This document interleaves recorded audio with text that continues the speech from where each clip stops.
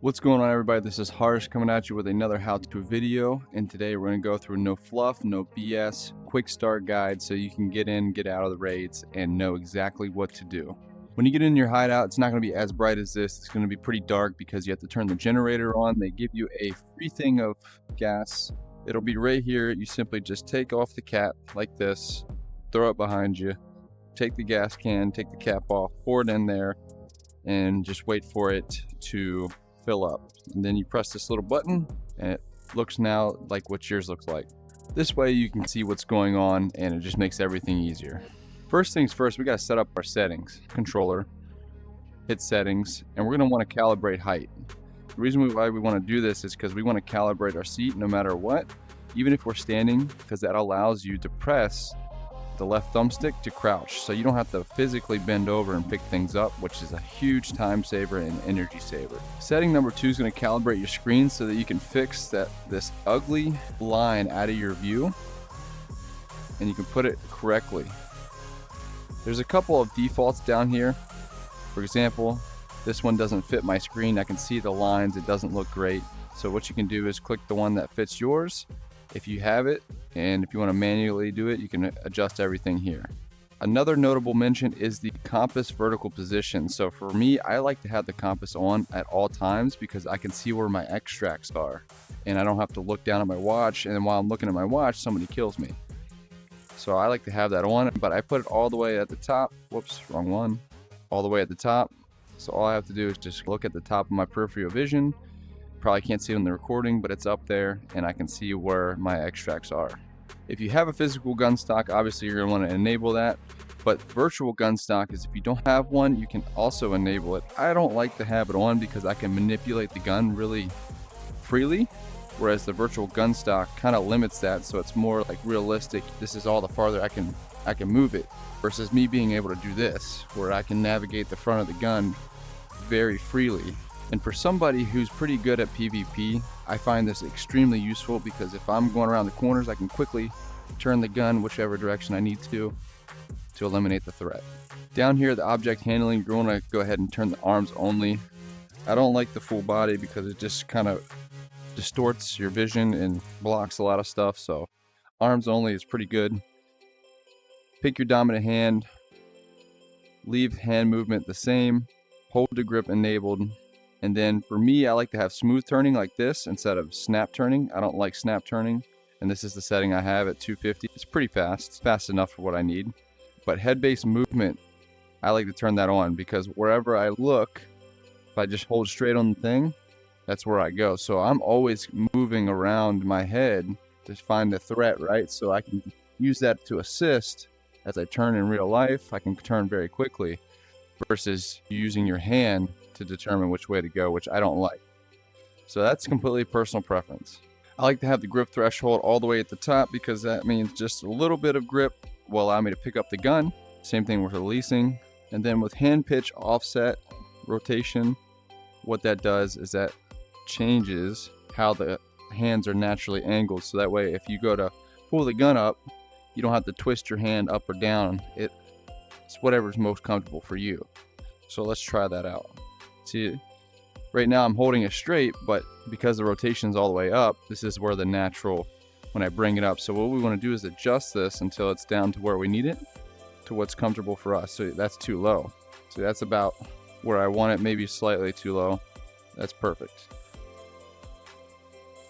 All right, the next setting you're going to want to have enabled is the mute microphone. This is not completely muting it so you can't use it in game. It's so that you don't spawn in with your microphone open and you're talking in game by accident. So you're going to want to have that mute microphone to true.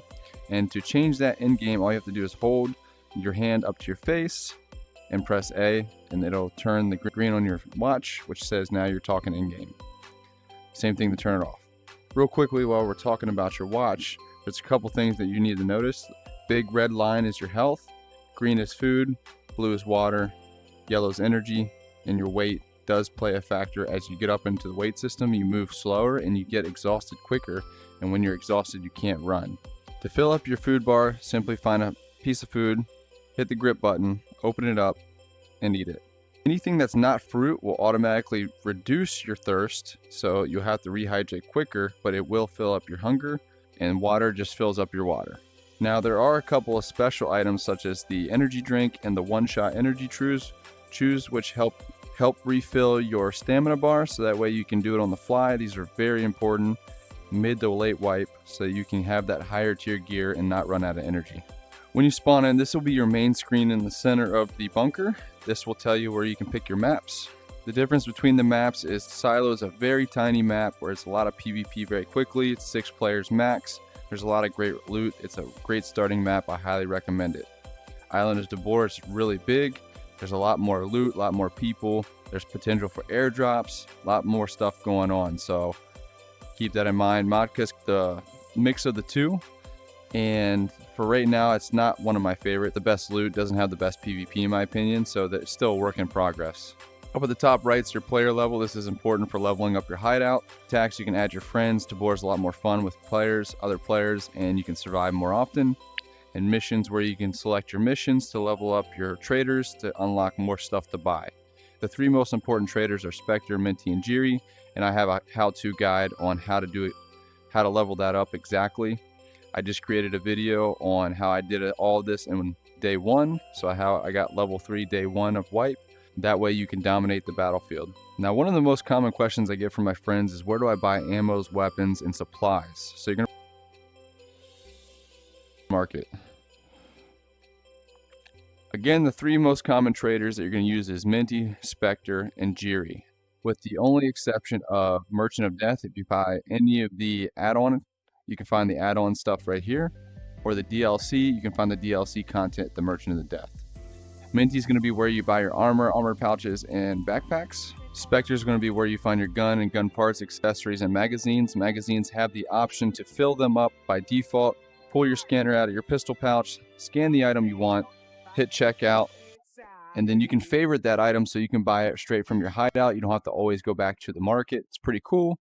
And if you click this little arrow, you can even determine whether or not you want to add bullets. Down here at the bottom left, when you're clicking on magazine, you can see the loaded magazine. Just simply uncheck that, and it'll reduce your price of the magazine by not so much. I think it's worth it just to buy the ammo, unless you're putting armor-piercing rounds in the mags. But that's for later on wipe, and that's more of an advanced guide, so don't worry about that right now. Here at Jiri's Market, you can find everything you need for the hideout, ammo crafting, as well as food and water.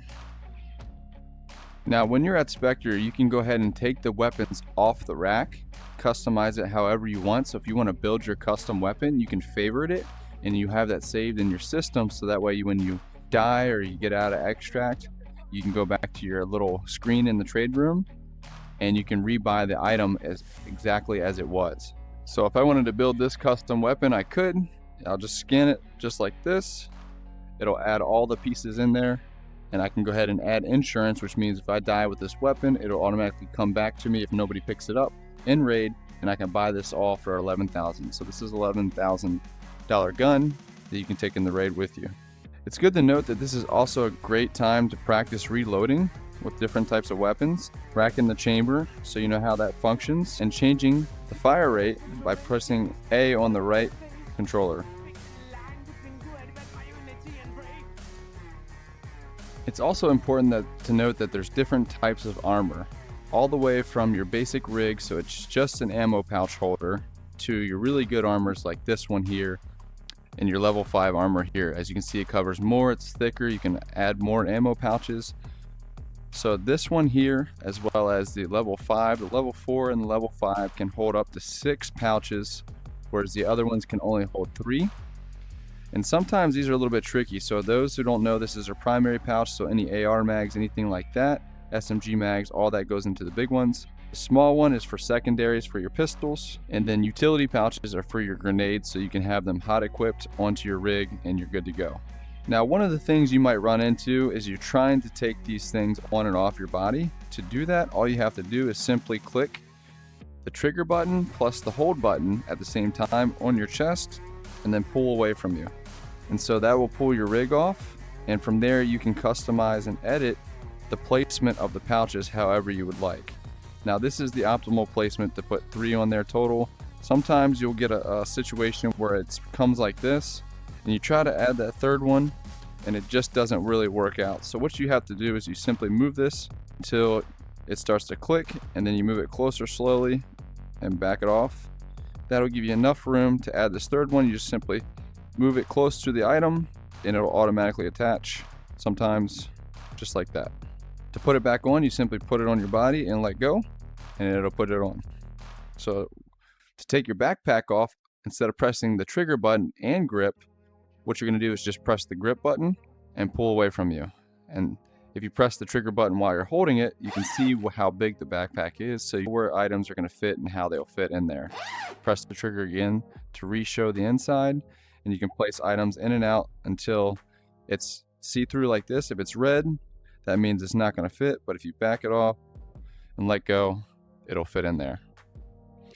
This particular backpack is the only backpack that has a slot for guns specifically, and you can put the gun on the back of it, let go, and now it can hold an extra weapon in your backpack.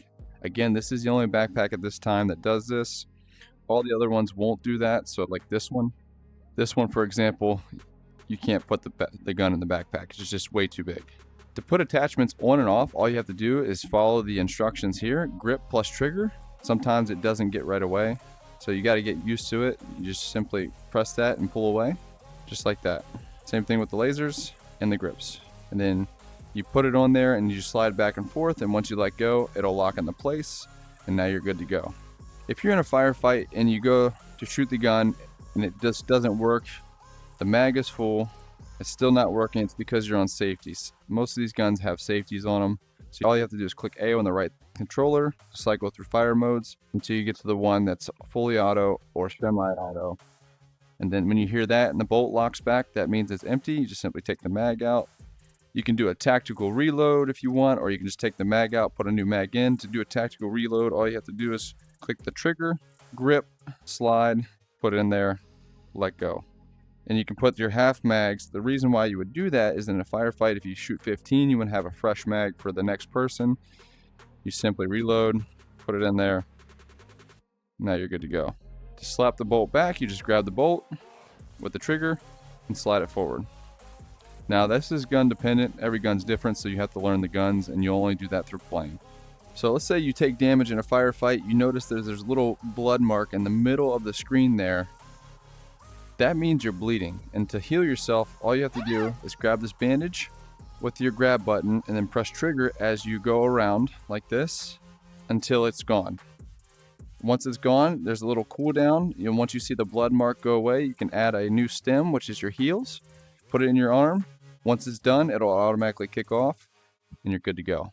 If you don't have a sight on your gun, you're at a huge disadvantage, as iron sights in VR are extremely difficult to aim, in my opinion. So at the very least, keep all the sights that you find in raid in your hideout and keep a stash of them. So that way, every time you get a new gun that has a rail, you can add that sight on there, and it's just gonna make your life easier. If you happen to get lucky and you get a really good helmet that has a visor or NVGs on it, and you want to move that visor up and down or NVGs up and down, simply put the helmet on your head, let go, and then you'll see here that this one has a visor, so all we have to do is press the trigger button on the visor and lift up.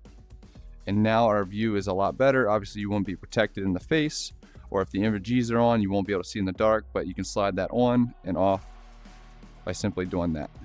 When you load in the raid, you're going to be at a spawn point for whatever map you're on, and it's good to know the spawn points because players typically like to rush the spawn points to chase PvP and to eliminate everybody, so that way if they're going to loot, there's less people competing for the loot. Throughout the map you'll find AIs you'll have to take out.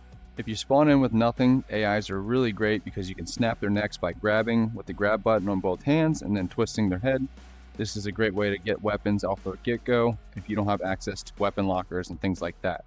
So once you kill an AI, you can come down here, grab their weapon, grab their mags, stick them in your backpack, and now you have something to defend with. It's good to note that there are different types of loot crates and lootable things. You'll get the hang of which ones are which. I have a how-to guide on how to find the high tier items and where to find them. I'll put that link in the description so you know what to keep, what not to keep. But you want to loot everything, because everything that you loot, you get experience for, and that helps level up your player, which is going to help you out mid-wipe to late wipe. To open items, you simply just grab it, lift it up. For lockers, simply pull like this, Chests are the same way. You simply just open, close. Weapon lockers are great places to find weapons as well as junk items. And you can see here we just found a whole AKM, which is huge, especially if you come in with nothing. They always come with a full mag, at least at the time of this recording, so that's something to keep in mind, but the bolt is not racked, so you will have to rack the bolt manually for whenever you pick up the weapon. But once you do it once, you're good to go till the mag's empty, so once you put a new one in there, you have to rack the bolt again, and you're good to go.